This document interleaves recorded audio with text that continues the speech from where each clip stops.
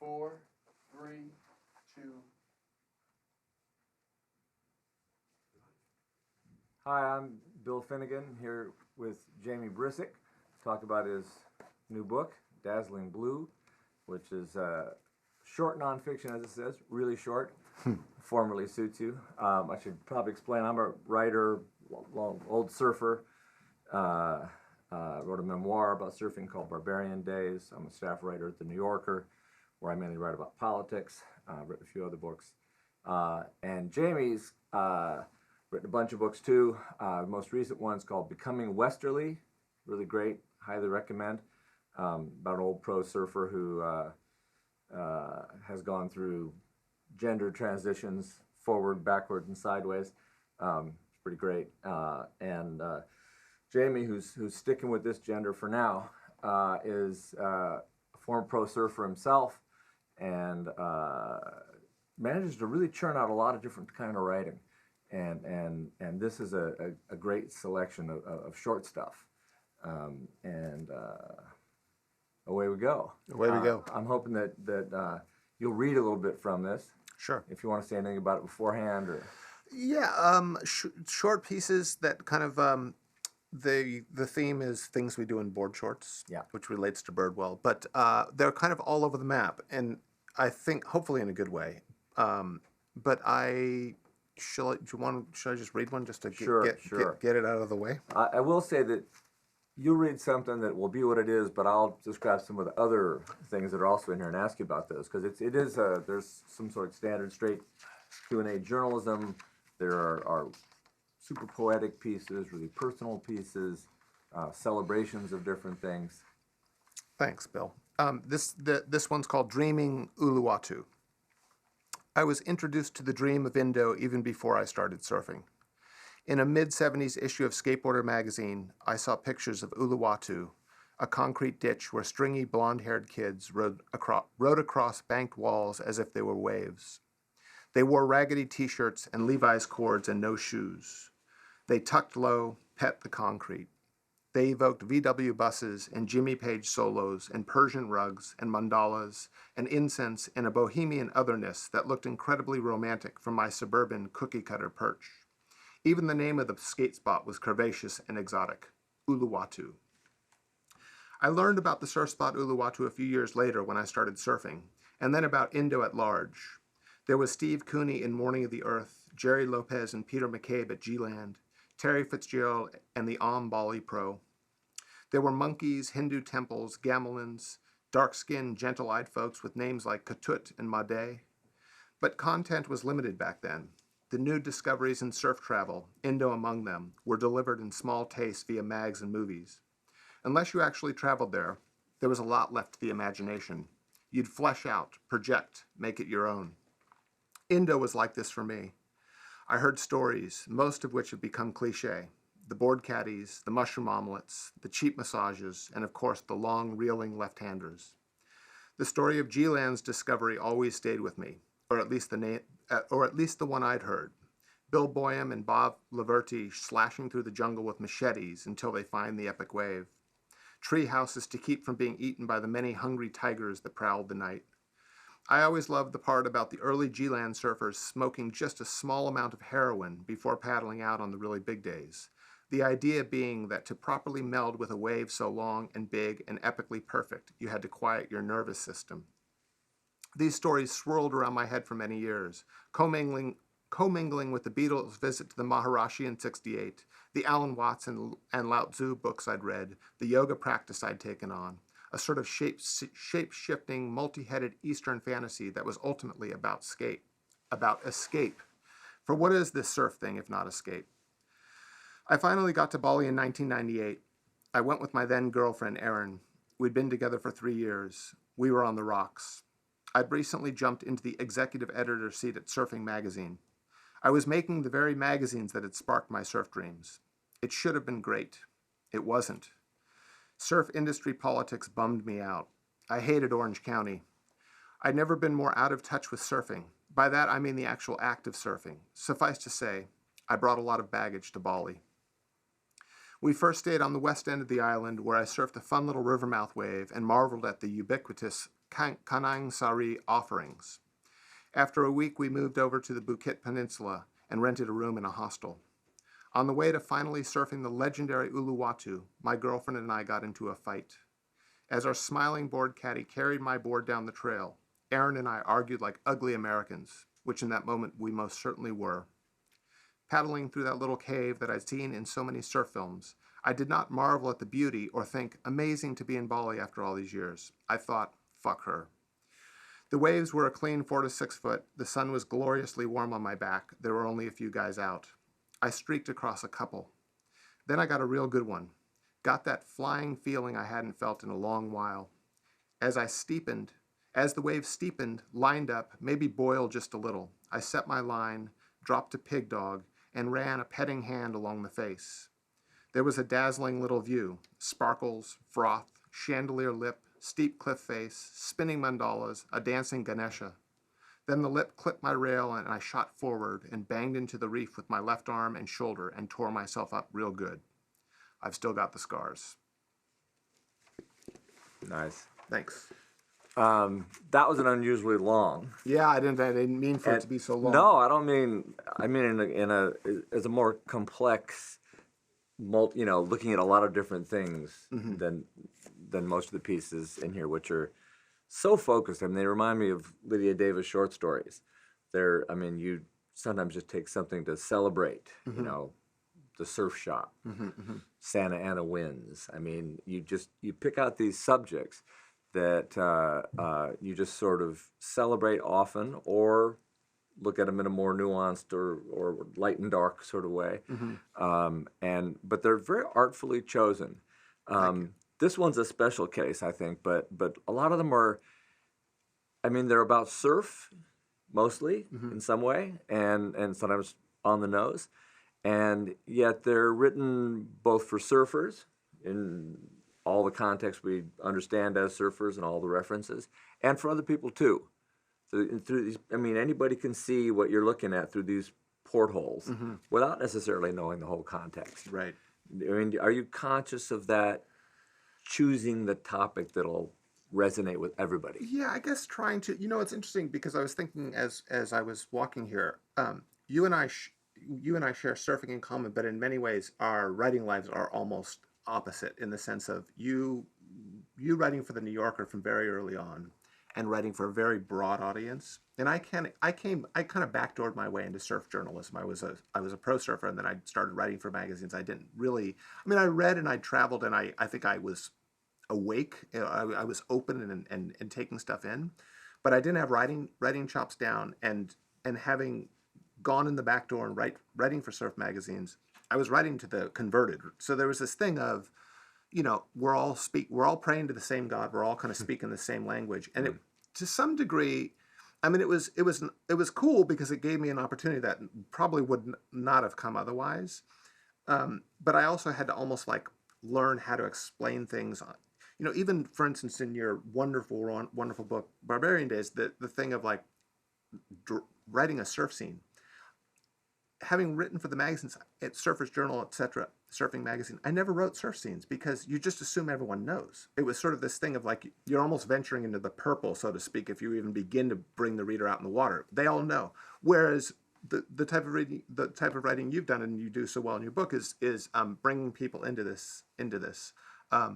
So anyway, writing this series, trying to be just more aware of how to like strike that middle ground where it's, and there is we could probably go on and on about this, but there's a way of you can overtell, you can over explain, and you can kind of just stall anything moving forward, or you can almost like stay so deeply in the kind of shorthand that it's like the codified language of surfers, and maybe someone doesn't get it, but they certainly get this wonderful world. They might be sort of slightly removed, but they're getting there. It's almost like we're not even going to like address you into the scene. We're just going to be ourselves in this world, and hopefully you'll get it, Yep. But things are very artfully chosen because, you can easily tell a surf scene in surf language the same way you tell it to other surfers, and it's completely opaque to people on the outside. How often have we bored girlfriends and others who don't surf Yeah. with surf talk. Yeah. But then there's a way to do it that pulls people in, and even if they're not getting every specific, they don't know what Inside Uluwatu does down on the racetrack. Yeah. They're getting the idea. Yeah. And I just think you over and over sort of thread that needle in here. And also, I must say, from that scene, you control your ego so well. I mean, you're self-effacing. One knows that if you're getting barreled, something bad is going to happen. It's going to end badly. And most surfers, you tell a story on yourself, it usually ends great. Especially guys who've competed as pros have that kind of alpha impulse. Sure. You really control it in your writing. Well, but that's kind of you to say, but the very fact that I writing, or at least got a start, which in many ways it was sort of getting the start, was what opened me up, because I was living in Sydney. I was a pro surfer on the tour. I was full of hubris. I mean, the very nature of being a pro surfer is like this kind of Muhammad Ali, Rocky Balboa kind of inner voice of just like, I'm the man, I'm the man, I'm the man. And you have to pump yourself up with that. Yeah. And when I started writing for the magazines, and in the beginning, I probably brought that to the magazines and had maybe like, I deserve to be here because I've been living it, right? Yeah. There was that, but then very, very quickly, it's like as soon as I contributed a piece to a magazine that wasn't a surf magazine, I was kind of like, oh, I learned very quickly that tone doesn't really serve. And in many ways, what was interesting is all my years of being a pro surfer, it was this kind of the blinders are on, and the more you stay focused on winning the event, and there were a lot of events on tour at that time. There was one year there was 29 in a single season, so you can just imagine like that amount of travel. You're constantly in that zone. The great thing is like every event's an opportunity to kind of rise up and up your career and get your retainer with your sponsors better and become that like inner Muhammad Ali. But so it was kind of a great place to live. But I very quickly reading like journalism is the antithesis of that. It's about being curious. It's about listening. It's about paying attention to things outside of yourself. And I realized there's a certain level of audacity that maybe like serves you as a writer, just to feel like you deserve to put something down and submit it to whatever magazine or write a manuscript or whatever. But also like the voice you want to be. All the writers that I admired, you being one of them, there was this sense of being open to the world and listening to things around them, which is I think very different to that specific part of surfing, which is, competitive pro surfing, whatever, where you're your own brand in every way. Yeah. Well, you really accomplished that. I mean, there's so many appreciative essays in here, including pieces about friends. Mm-hmm. Jeannie Chesser, Derek Hine, mm-hmm. Jack McCoy, different, which to me is a tricky genre. Mm-hmm. It's because you have to find the tension within any subject, and writing a sort of pure appreciation of a friend is it's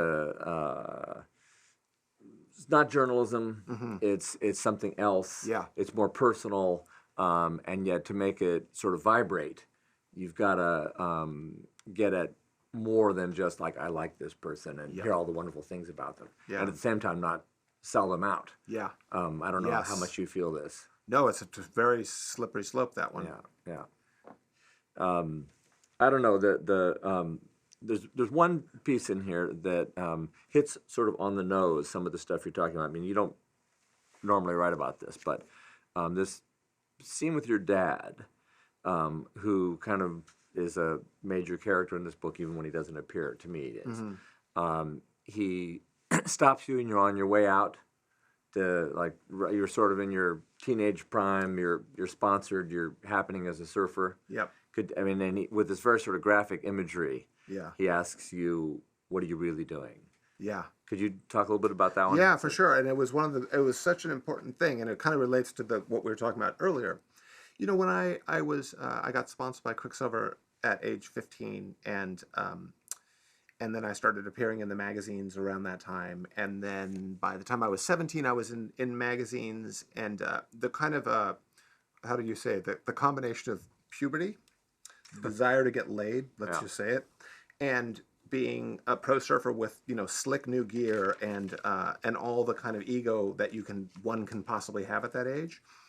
my dad was sort of observing that, and it was at the age, and I was going to parties and I was meeting girls, and at one point I probably had the slick new garb on, and I was swaggering through the house with friends and getting ready to go out and you know, to a party, and my dad stopped me, and he said, he had been drinking wine, which I think actually was, I'm glad he was drinking wine because he was in that mood, and I think he was observing very, very clearly. But he said, Jamie, he's like, where are you going? I said, well, I'm going to a party. And he goes,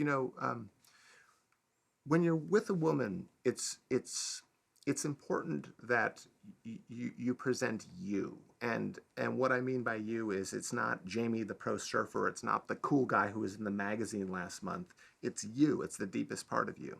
And it was a super powerful thing. I mean, it kind of just like popped the air out of my big bubble, but in the best possible way. And he was even more graphic than that. Yeah. I believe he said, you need to stand naked in Yes. front of Yeah. Sorry, I forgot that was the best part. Yeah. Which ran counter to the sponsor's garb. But and to normally what your parents say is you're headed out when you're 16 or whatever. no, that's the thing. If I didn't know my dad as well as I did, I would have been like, yeah, Dad, I like the way you're thinking.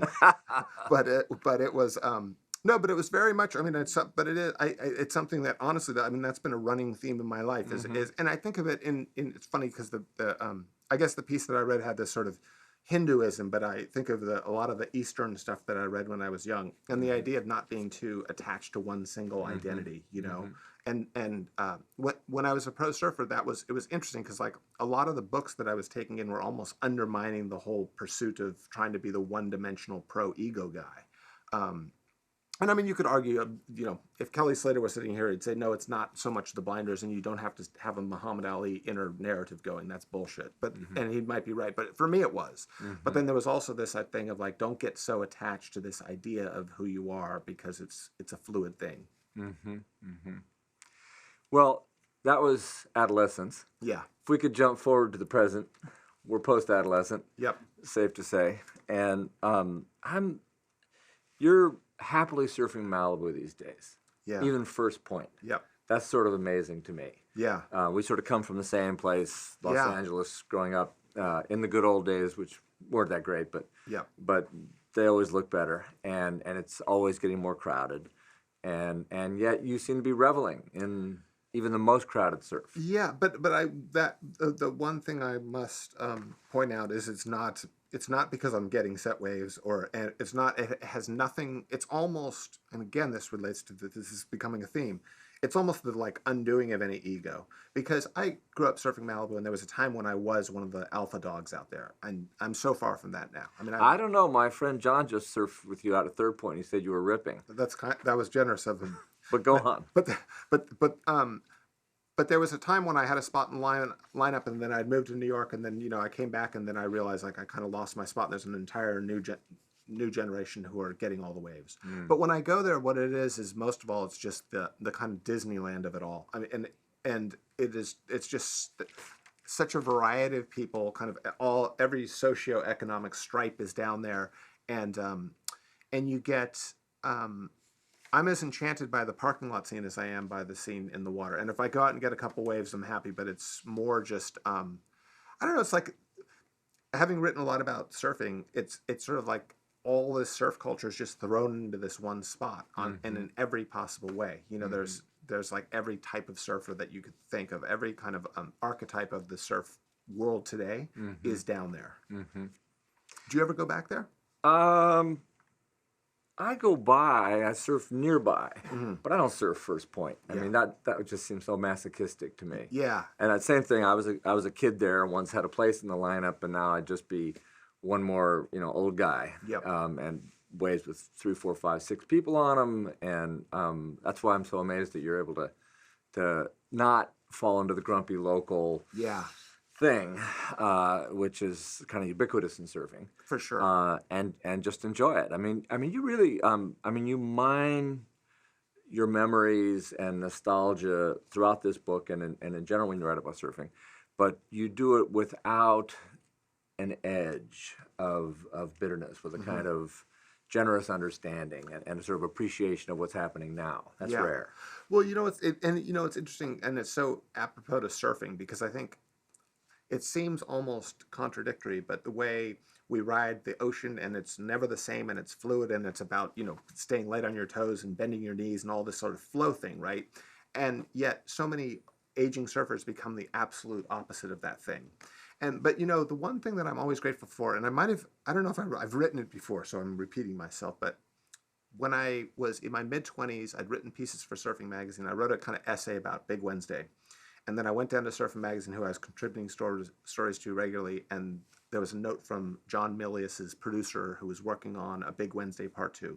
So I got to meet and hang out with Milius quite a lot because we were trying to develop a Big Wednesday Part 2 for television that never got picked up, which it would have been nice if it happened. But most of all, I got to hang out with Milius, who was such a wise man. And I remember once he said to me, and I was, in my mid-20s, so I didn't even fully comprehend it, but he was going on about bitterness, and bitterness was still 10 years or 15 years or more out for me to even see people start to do that. Mm-hmm. And he goes, never ever become bitter. Bitterness is the bile of life, and all those tendrils that are sticking out and taking in new things, they just shut down. Mm-hmm. And I didn't even know what that meant, but it always stayed in my head. And then as I was getting, into my 30s and sort of things my ambitions for myself that had never been realized, and then that kind of voice could peak up of bitterness. So I guess that applies to surfing on some level. I remember meeting Mickey Dora in France in the mid-90s, I think it was. And I said, hey, I grew up surfing Malibu. And he just gave this faraway look, and he goes, it was a Garden of Eden when I was there. They ruined the place. Mm-hmm. And so I think I've had enough cautionary tale. I feel like as many people I've been inspired by that are the older generation, the cautionary tales I've learned just as much. And I've seen this thing of kind of shutting down and being angry and bitter. Mm-hmm. So it's like that thing of, you get older. I'm 52 years old. You have material to draw from, and you have decades to look back at. You can pull little pieces. Mm-hmm. But the tone of it was better then, I just kind of, even if it is that, I just refuse to let it sink in so badly that it's going to turn me into a pissed off, angry dude. Yeah. And it's also, of course, as you get older, your surfing goes like this. I know, there are a lot of reasons. Yeah. It's easier to get bitter than not. Yeah. What's your surfing experience like now? Well, I would not just relax into First Point Malibu, as I said. I surf around here. We're in New York, and there are pretty good waves around here in the winter mainly, not this time of year. Mm-hmm. And I'm still chasing, waves where there aren't too many people. Winter around here, it's not usually too crowded. And travel, of course, and again, try to travel to places where there aren't going to be too many people and you can get really good waves. Still out on that edge of, I'm not going to relax into. But Malibu's a home base now. You're living there. Yeah. That's where you live. Yeah. But I'm not ready to. I get to Hawaii pretty much every year. My sister lives there, and of course it can be crowded. But I'm still kind of chasing waves the way I always did, not as a full-time surf bum, which was my 20s. Yeah. But looking for the same kinds of waves I always did, even if I don't surf them as well. Mm-hmm. And have not got bitter, luckily. Yeah. But neither have I relaxed into the circus the way you have. Yeah. Well, if I had the option to be traveling elsewhere, I probably would. But sometimes I'm stuck in that it's and living in LA County is really tricky. I mean, you almost I do that thing where I'll happily sacrifice wave quality to have a little quiet moment. But there specifically that sacrifice of wave quality can be in a knee-high closeout while everywhere else is good. So there are times when I'm kind of I could go try to fight it out with everyone at Malibu, but I might be defeated, and then I'm surfing up the beach somewhere tiny and not good at all, and then there is this thing of I'm bummed that I'm here. I've been surfing my entire life and I'm riding the worst wave around because I don't feel like fighting it out with them. So I don't always fight it out with them. Yeah. But the traveling is good. It's wonderful to hit all the good spots. Yeah. And this time of year, that's really what we need to do, except there were some waves this morning. And I wasn't sure if we could, my friend John and I nearly dashed, but I wasn't sure I could get back here in time. Right. And tomorrow morning also. Oh, wow. If you are interested. Interesting. I think we might have a little something. Huh. Well, we won't say where. Right. Of course. I wonder if we're going to get some questions from people out there. Anything come in? Yeah.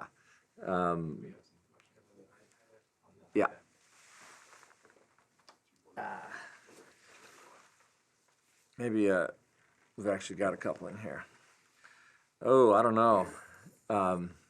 Great question. Yeah, this is a classic sort of surf question. It's well put. It's, is there a favorite surf spot that you can name? And the reason it's tricky, of course, is that you usually can't name any of your favorite surf spots because you don't want to have too many people join you there. Yeah.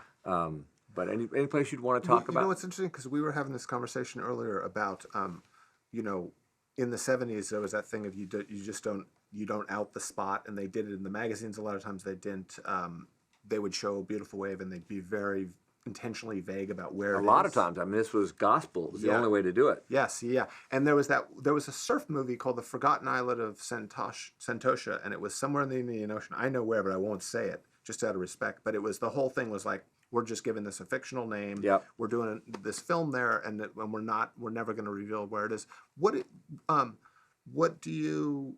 This is sort of a digression from that question, but what's your take on that whole thing? Do you think it still exists today? The idea, like, are we past the point of no return, and you just expose spots, or do you still keep it secret? Is that the code? Oh, you still keep it secret, Yeah. and you keep hearing, people are dropping pins and giving it away various ways, and it's true with Google Earth and what have you that it's much easier to search for waves when you're not out in the place itself, out in the sticks. But this code seems fully enforced to me. Yep. I mean, I know people, I'm sure you do too, you're probably one of them, who know places and they won't tell you. You mentioned Slater. Mm-hmm. He's got a bunch of places from what I can tell. And I was interviewing him last year about other things, but we'd come around to, this certain place in Micronesia. And I was just, tell me, I've seen the photos, tell me where it is, and he's not going to tell me. Yeah. And that's still he's not a kid, but he represents sort of surfing at its center to me, and he's got privilege that the rest of us don't have as like greatest surfer of all time. Everybody wants to share their secrets with him, including Martin Daly, I think, in that case. Mm-hmm. But I think the code's intact. Yeah, I think the code's intact too. Yeah. I try to adhere to it. But I'm still trying to get you to talk about any spot you particularly like. I mean, I like Malibu, but it's not necessarily about getting the wave of the day. It's more just this weird. I remember writing this about. I think I had like Tom Kernan and Mark Occhilupo in mind when I was writing it, but I was saying that there are these surfers who are sort of more at home on water than they are on land. Mm-hmm. And I had this realization the other day, and because I've hung out in Malibu for so long, and my life is departed from there a long time ago. But when I go back, I instantly just like the feet on the sand and the kind of the space of it all. I was watching like the shorthand of surfers at the wall there, and how I don't know, just there's this like comfort in your own skin. Yeah, it's not even necessarily about the break, but the way that would probably be for me the spot that I feel most at home. Yeah. What about for you? It's a lot of can't go home again with me. Uh-huh. I grew up surfing Malibu and Rincon. In Hawaii, I had favorite spots that I still go back to now, but they're crowded. Yep. It's not the same. Honolulu Bay, I really sort of cut my teeth there as a teenager, and it's just so crowded that it's not the same thing. And my favorite spots these days, I can't talk about the usual. I mean, I can say Jersey in the winter on a big south swell. That's it.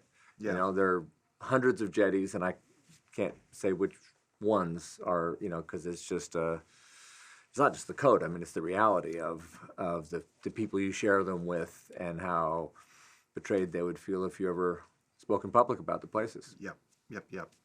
So yeah, but that's like my current thing. Right. It's not like I don't have an old home break because they don't exist anymore. Yeah. As they were when I was young. Yeah. When I loved them. Yeah, no, that's a good point. I mean, that's the rare thing about Malibu. Malibu looks like the set of Gidget today. And even the boards are from that era too. A lot of them, which is interesting.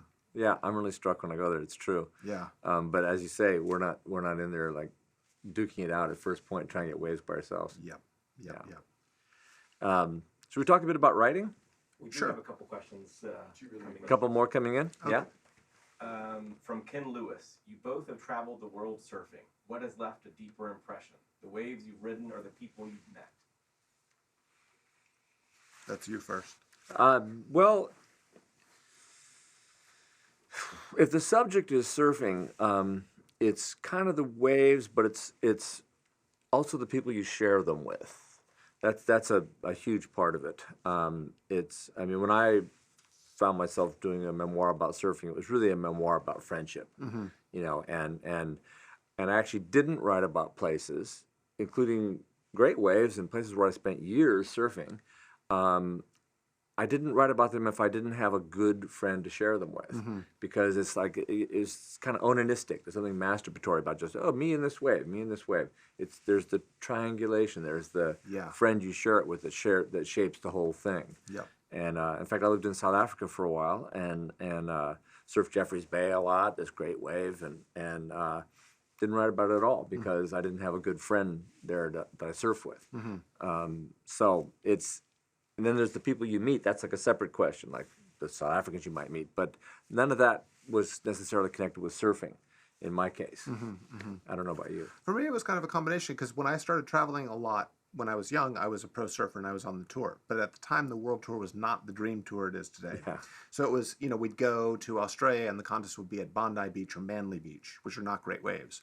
But you would find it was funny because to get on the tour was just simply to get near the good waves. So you would say go to Durban, and the Bay of Plenty was a good wave, reasonably good. But the real joy was going, the gold was going to J Bay and getting a few days in there. So it was this thing of we were like trying to get away from the contest venue, which was a big parking lot and a lot of people thrown on the beach to watch, and then you'd go ride the epic wave that you'd been seeing in the movies. So the waves definitely stand out, but in some way, I think what you said is I relate to that completely. Is just that I went last year to this World Masters contest in the Azores, and all my peers from the time I was on tour, and then even the guys I looked up to, like Simon Anderson and Shane Horan and Michael Ho, etc., were all there. The guys from just before you. Yeah, the guys from just the generation before, and to hang out with all of them it made me realize how big the friendship part of it is, because I hadn't seen a lot of these guys in a long, long time, and to get them to be all together for a few days and having dinners together and drinks together at the end of the day, I'd almost forgotten how strong those bonds are. Yeah. And this even comes right down to you get a great wave and your friend sees you. Yeah. They're paddling out, they're on the channel, and as they go over the shoulder, the whole thing frames, and it really, really happened. Yeah. Like maybe someone takes a photo of you, but even more so. Yeah. It's embarrassing almost how much that part means. I know. Or you get this great wave, you come back and you say, you can't believe the wave I got, and they don't believe you. Yeah. And you think, did that really happen? Yeah. Another question Sure. from the stream here, William Nystrom. Jamie, as a writer, what experience and project sticks out and brought you complete satisfaction? What was the most rewarding project experience? Oh, that's nice. In some ways, writing Becoming Westerly, which is a kind of biography / memoir. It's a biography of Peter Druin, who transitioned into Westerly Wendina. But I kind of figured out a structure for it where I could pour a lot of my own surfing experiences into it, and so the memoir side of it was a lot of just because I'd had a parallel existence to some degree, although I came later. It was drawing on a lot of the same stuff of kind of what growing up in that scene, looking up to surfers, becoming a pro surfer, all that. It was, and of course it was 330 pages to get to have a lot of fun. I should add that this book which is wonderful, is also a trial and a testimony of patience like I have never read. The subject, the hero, the protagonist of this book, Peter Druin, Westerly Wendina, is such an exasperating person and so self-involved, and Jamie just hangs in there narrating this person's story, which keeps starting over again, and Yes. it's incredibly frustrating, but then funny to read and impressive as well. Thanks. A question for you both from Matt Jacobson. Fascinating chat. Bill, in Barbarian Days, you talk about tongs and rice bowls as being frightening at the time. Do you ever get back in the water there? I love that question. Nobody's probably going to know what it means, hardly. Tongs was never frightening. But when I was a kid, rice bowl, this rarely breaking wave on the south shore of Oahu, across the channel from Tongs, was frightening. And I've been dying to surf big rice bowl for many years now to find out what I would now think. I mean, I was a kid then, and went on to, I grew up and surfed bigger waves elsewhere and heavier waves, and rice bowl can't be as terrifying as what I recall. But it was considered heavy wave. Only the big guys could do it, and us little guys were supposed to stay away from it. So I'd very much like to surf good rice bowl someday. Is it the one that's kind of between Diamond Head and Queens, and that stretch of Waikiki? It's in that stretch, yeah. There's another spot there called Suicides in that Yeah. area? Yeah, There's sure. all It's these so little pretty spots, Sui's, Tongs, and then there's a fair channel and rice bowl, which doesn't even normally show. It needs a solid south swell to even show. What an incredible place, though, to come to at the age that you did, and I read about it in your book, and just to have, just not only the physical environment, but then the kind of hierarchy of the dudes around there and all that stuff. Yeah. It was, as I said, rice bowl was sort of out of. I remember Jerry Lopez, who was, I don't know, he's like a couple years older than me, I guess. He was like a bigger guy, and he was going left at rice bowl, which was so unheard of. It was like going left at sunset. It's just you're into the impact zone. You'll never get back out. It's oops. I'm sorry. It's dangerous. Who is this guy? Right, I saw him at Ala Moana. I saw him. He was a good surfer, but the thing that was special about it is that he went left at rice bowl. So there was this hierarchy, and then there was like things beyond that. And there were a bunch of. Reno Abalira was one of the kids there. There were a bunch of surfers that went on to big surf careers. Yeah. But the main thing was, as you say, the Ben Ipa was there. These are people who later became quite famous, but at the time were just local surfers. But kind of ruled the roost, and waves went up, and then of course to the north shore of Oahu, they kept moving up, and how far up that were you going to go? Right. Was the question. Yeah. I don't think you had quite that in California. No. No. All right, questions are pouring in now. Mike Nelson. William, your book depiction of discovering Tavarua was viscerally exciting and straight up amazing. William and Jamie, knowing the internet has blown out most remaining discovery opportunities, is there a region of the world that you're curious about exploring for surf adventure? In parentheses, that you care to share. Yeah, It's funny. that's the problem. About thinking, I was gonna I say. don't want to say. Malibu, first point.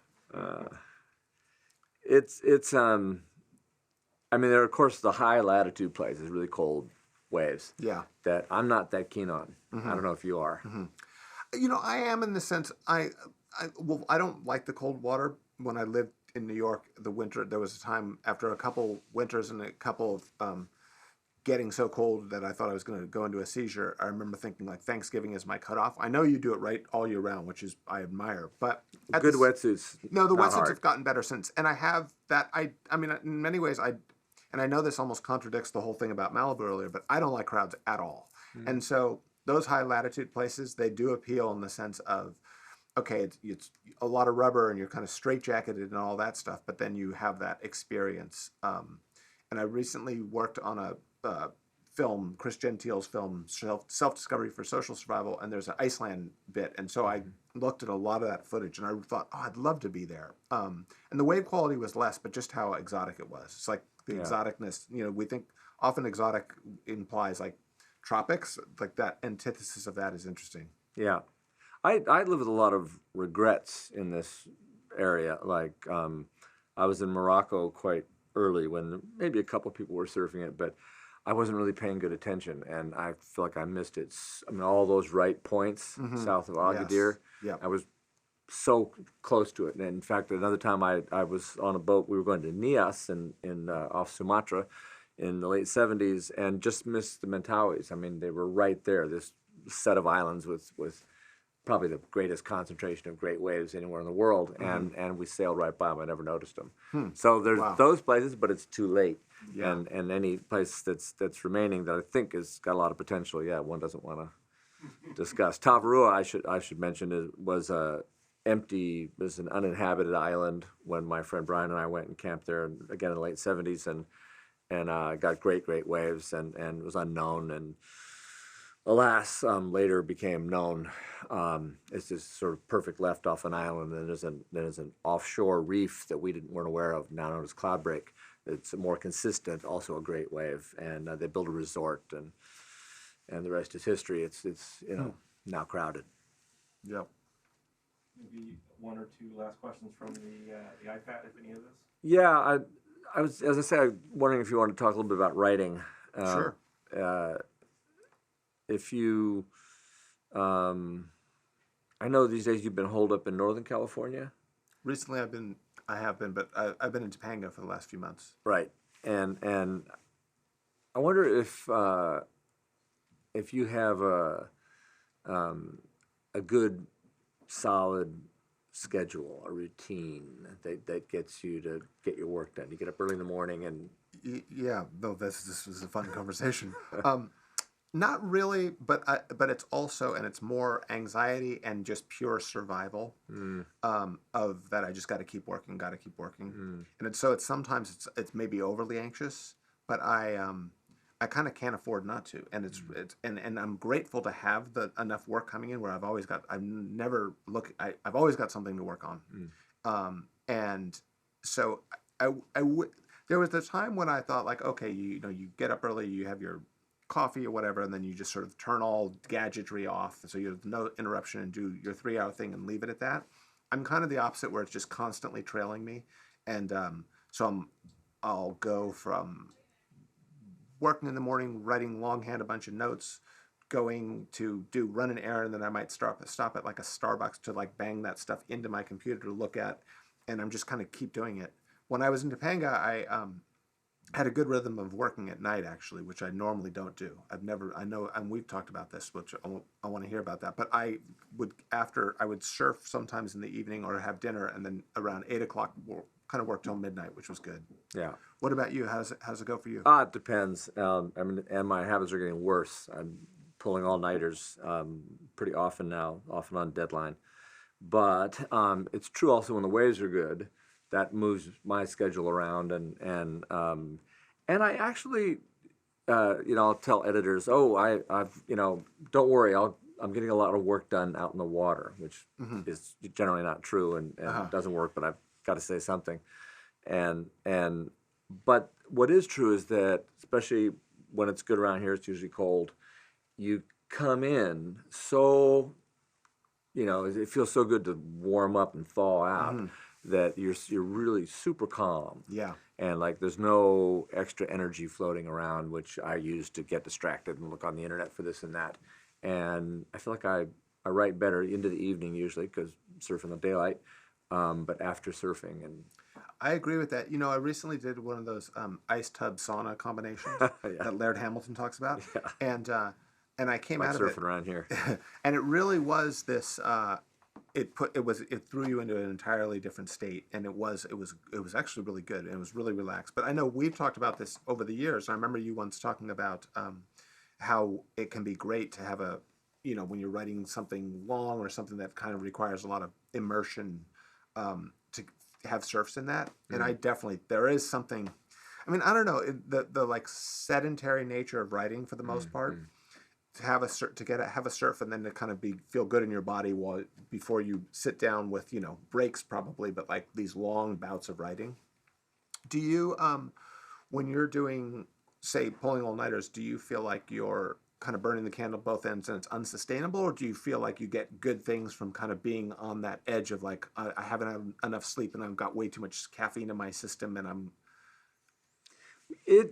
with me it's lately, and it's not healthy, has been working that I have trouble getting down to it. Yeah. And I get tired to the point, it's now long after midnight, I've got to get this thing done, that my mind sort of quiets down. I don't have any extra energy, and all of it goes into the work, the writing, the composition, the subject at hand. Uh-huh. And I'll go on long stretches, 4 hours, 6 hours, Wow. and just plug right in there, and I'm not even aware of what time. I know it's daylight now, and I'm just plugged in there. But this is without the help of surfing or much exercise. Usually, this is like on deadline. I can't go do anything else. Yeah, for sure. It's not sustainable. Yeah, but there is that thing, and it's almost kind of snowballing effect where, and I definitely, when it's dark out or when it's away from the hours where your phone might be pinging or you might be fielding emails or whatever, but it's sort of like literally the wee hours. I mean, I've had times where I've been having things where I wake up around 3 something and then I'm awake till 5, and I don't even get out of bed, but I'm actually scribbling notes or hitting things into my phone that are kind of fixing things I'm writing. But when I say snowballing, it's that thing of you're so immersed in the thing that you're working on that it becomes obsessive and more ideas come, and it's not, instead of like that. I've certainly had pieces that I'm not hugely interested in, sort of like I've got like 1 foot in it and 1 foot out. But then something that you really do care about and you're obsessing over and thinking about and trying to just do the Rubik's cube of the thing that you're writing. Yeah. It can be. I've had that experience, which I love, which is just like it's just pouring out. Yeah. You just can't. It's like inescapable. It's Yeah. inhabiting you. Yeah. I suspect though that we're talking about longer pieces now. Yeah. Books and long pieces and I must say that the many pieces collected, there must be 55, 60 pieces in this book. Quick. I mean, you read one of the longest ones. They feel so effortless. I mean, every piece in here just feels like you had it. You didn't agonize and do bits and pieces of it as through your day as it came to you. And I don't know if it's true. Yeah. But these feel really well turned and like they came. I don't know if they came easily. But No, but I was going to make a joke because I remember talking to a writer friend about that very thing, and he made the joke of, well, there's a huge amount of effort into making it look effortless. True. And to some degree that would be the case with some of them, because I do have pride. I won't send anything out unless I'm never hurried through it all. But maybe having written a lot about surfing, there are these things where I've reached a point where I do feel like a sense of authority, given that I've been in it for a long time, and it's sort of like, okay, I shouldn't pull any punches. I should just like throw down. All the stuff is there, and I can stand behind it, I guess. yeah, that's a good description of the kind of confidence comparable to what a pro surfer needs to compete, that a writer needs to publish, is that sense of authority over the topic. I actually know what I'm talking about here. Yep. Which you've really got in this thing. Yeah, thanks. Well, I think we're out of time. It's been a real pleasure. Yeah, thanks. And thanks so much, Bill. Yeah, and we'll look for some waves tomorrow. Yes. All right, good. Thanks a lot. And you can Thanks. find the book on birdwell.com. Yeah. Sorry. You can find the book on birdwell.com. Dazzling Blue, great title for the book, and what you'll find in it. And thanks a lot. And Barbarian Days on Amazon? Anywhere. Amazon's one possibility. Okay. But, Thanks a lot. Yeah, thank you.